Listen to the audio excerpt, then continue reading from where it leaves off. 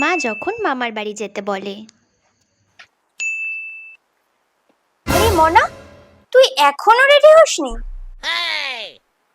না মা, আমি যাব না, তুমি চলে যাও। বন্ধুরা বললে তো কখন রেডি হয়ে যেতিস, যে এখন মামার বাড়ি যেতে হবে অমনি ভালো লাগছে না। তুমি তো যাচ্ছ, যাও না। হ্যাঁ হ্যাঁ, সে তো আমি যাবই। কতবার তোর মামা বলে দিল মেয়েটাকে একটু নিয়ে আসিস, একবার গেলে কি হতো রে। আচ্ছা, আমি গিয়ে কি করব বলো তো? বাড়িতে থেকে করবি কি তুই? সারাদিন তো বসে মোবাইল ঘাটিস, পড়াশোনার তো কোনো নামগন্ধ নেই। বলছি তো মা, ভালো লাগছে না, তুমি চলে যাও।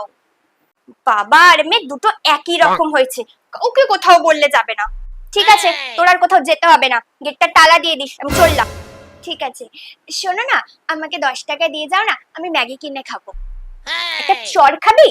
অনুষ্ঠান বাড়িতে যেতে বললে তো যাবি না, অমনি পয়সা দাও।